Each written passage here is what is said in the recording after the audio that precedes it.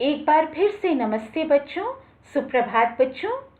हम silver wedding कहानी का पहला भाग पढ़ चुके हैं, जिसमें हमने यह जाना है कि किस प्रकार से यशोधर बाबू और उनका परिवार एक दूसरे से दूर होते जा रहे हैं।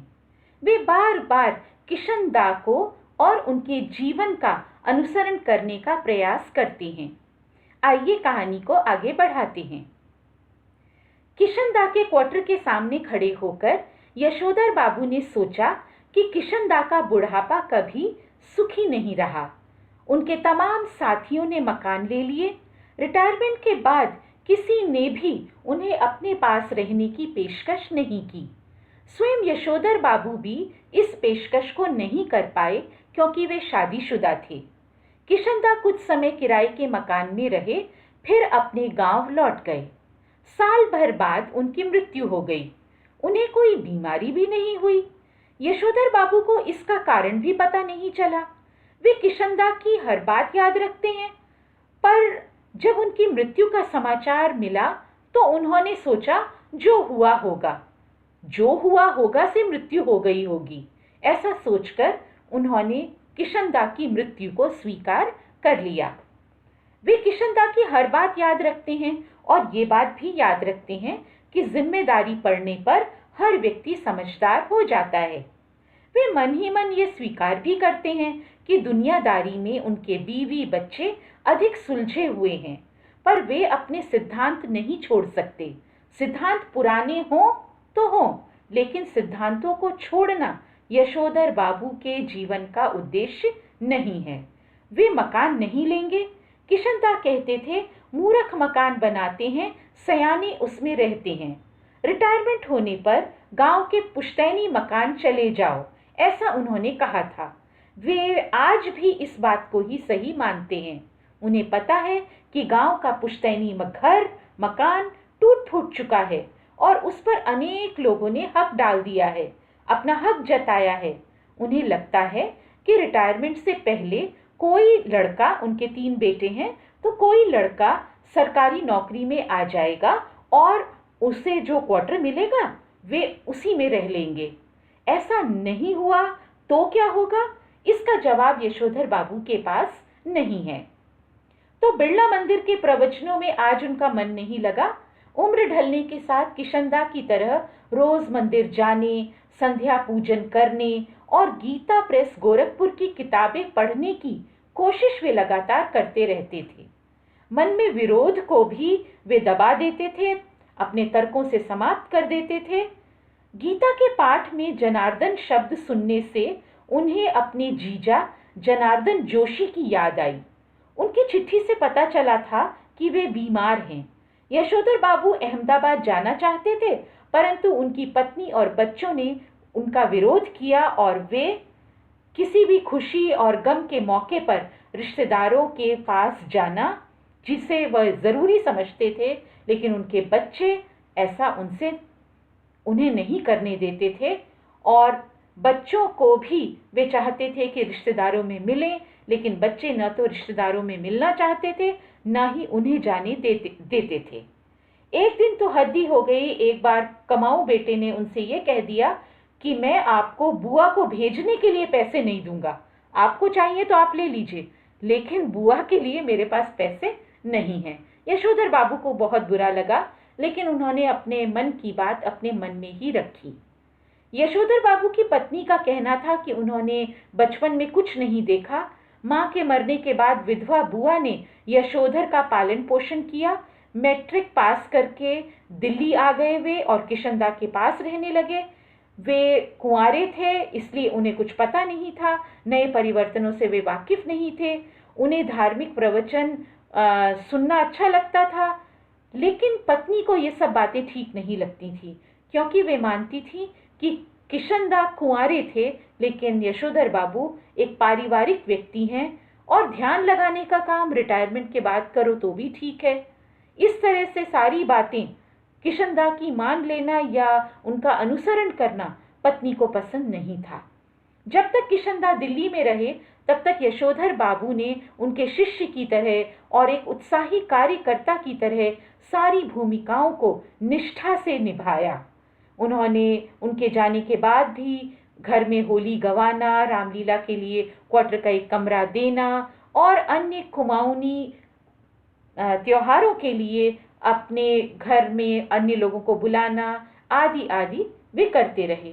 लेकिन कुछ समय के बाद पत्नी और बच्चों के विरोध के कारण उन्होंने ये सब बंद कर दिया और वे हमेशा चाहते थे कि बच्चे उनसे सलाह लें, पर बच्चे उन्हें सदा उपेक्षा की दृष्टि से देखते थे।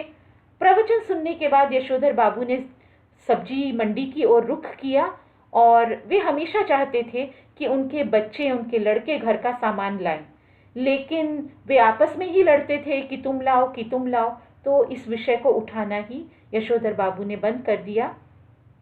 बच्चे हमेशा कहते थे कि पापा एक नौकर रख लेते हैं, लेकिन यशोधर बाबू को नौकर को घर में रखना या उससे काम करवाना समहाउ इम्प्रॉपर मालूम होता था। तो बेटे ने यह भी कह दिया कि नौकर की तनख्वाह वह अपने वेतन से दे देगा। तो ये सब बातें उन्हें चुभती थीं, ये सब बातें उन्हें अच्छी नहीं लगती थी और हर बात पर बेटा पैसों की धौंस देता था। ये सब चीज़ें उन्हें पसंद नहीं आती थी। सब्जी लेकर वे अपने क्वार्टर पर पहुंचे। क्वार्टर पर एक तख्ती लगी थी जिस पर लिखा था YD पंत, यानी यशोधर दत्त पंत।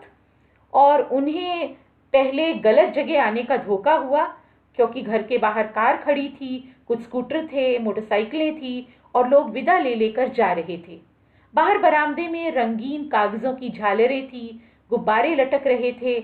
उनका बेटा कार में बैठे किसी साहब से हाथ मिला रहा था।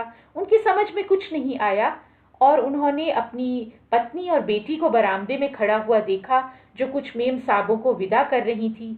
बेटी जीन्स और बिना बाजू का टॉप पहनी हुई थी, जो उन्हें बिल्कुल अच्छा नहीं लगता था, समहाउ इम्प्रॉपर लगता था। पत्नी का होठों पर लिपस्टिक लगाना, बालों में रंग लगाना, ऊंची सैंडल पहनना, बिना बाजू के ब्लाउज पहनना, ये सब उन्हें समहाउ इम्प्रॉपर लगता था। यशोधर बाबू घर पहुंचे तो बड़े बेटे ने देर से आने के कारण उनको उलाहना दिया। यशोधर बाबू ने शर्मीली सी हंसी हंसते हुए पूछा कि हम लोगों के यहाँ सिल्वर वेडिंग कब से होने लगी। यशोधर बाबू के दूर के भांजी ने कहा, जब से आपका बेटा 1,500 रुपये महीने कमाने लगा तब से। यशोधर बाबू को अपनी सिल्वर वेडिंग की पार्टी में ये सब अच्छा नहीं लगा। उन्हें बड़ा मलाल था कि सुबह ऑफिस जाते समय किसी ने उनसे इस आयोजन की चर्चा ही नहीं की। उनका पुत्र भूषण अपने मित्रों, अपने सहयोगियों से यशोधर बाबू का परिचय करवाता रहा, पर उन्हें ये सब अच्छा नहीं लगा। उन्हें ये लगा कि ये सब विलायती रीति रिवाज हैं और ये उन्हें नहीं भाते हैं। बच्चों के आग्रह पर यशोधर बाबू ने अपनी शादी की सालगिरह पर केक काटने के स्थान पर खड़ा तो होना ही था, तो खड़े हो गए। बेटी के कहने पर उन्होंने केक भी काटा, जबकि उन्हें somehow I don't like all this उन्होंने कहा और केक नहीं खाया, ये कहकर कि इसमें अंडा होता है। बहुत ज़्यादा रुकने का आग्रह सब लोग करते रहे, लेकिन वे नहीं रुके। उन्होंने संध्या का बहाना लिया कि संध्या को वे पूजा करते हैं और पूजा में जानबूझकर देर लगाई कि ज़्यादातर मेहमान वहाँ से चले जाएं।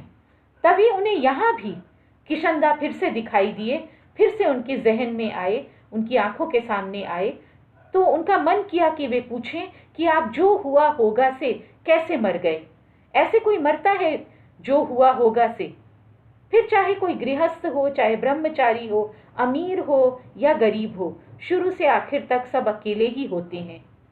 यशोधर बाबू को लगता है कि किशनदा आज भी उनका मार्गदर्शन करने में सक्षम है और आज भी वे बता रहे हैं उन्हें कि उनके बीवी बच्चे जो कर रहे हैं वह गलत है और किशनदा उनके मार्ग को प्रशस्त कर रहे हैं और कह रहे हैं कि ये सब माया है। आज जो तुम्हारा बेटा इतना उछल रहा है, कल देखना वो उतना ही अकेला होगा जितने आज तुम अकेले हो। इसी बीच यशोधर बाबू की पत्नी वहां आती है, उन्हें झिड़कते हुए कहती है कि आज पूजा में ही बैठे रहोगे क्या? मेहमानों के जाने की बात सुनकर वे अपना लाल गमछा लेकर बैठक में आ जाते हैं। बच्चे इस परंपरा के बिल्कुल खिलाफ हैं। बेटी बहुत झल्लाने लगती है उनके ऊपर कि क्या ये लाल गमछा लेकर आप ड्राइंग रूम में आ जाते हो। टेबल पर रखे हुए हैं बहुत सारे प्रेजेंट्स, वे खोलते हैं। भूषण उनको खोलकर दिखाता है कि ये ऊनी ड्रेसिंग गाउन वो लेकर आया है। और जब आप सुबह दूध लेने जाते हैं पिताजी, तो आप फटा हुआ पुलोवर पहनकर चले जाते हैं, जिसे देखकर मुझे बहुत बुरा लगता है। आप इसे पहनकर जाइए, आपको ठंड भी नहीं लगेगी। बेटी पिताजी के लिए पजामा कुर्ता लेकर आई और कहा कि पजामा कुर्ता पहनिए, इसके ऊपर गाउन पहनिए। बच्चों के आग्रह पर वे गाउन पहन लेते हैं। उनकी आंखों में थोड़ी नमी भी आती है। नमी का अर्थ यहाँ प्यार से है।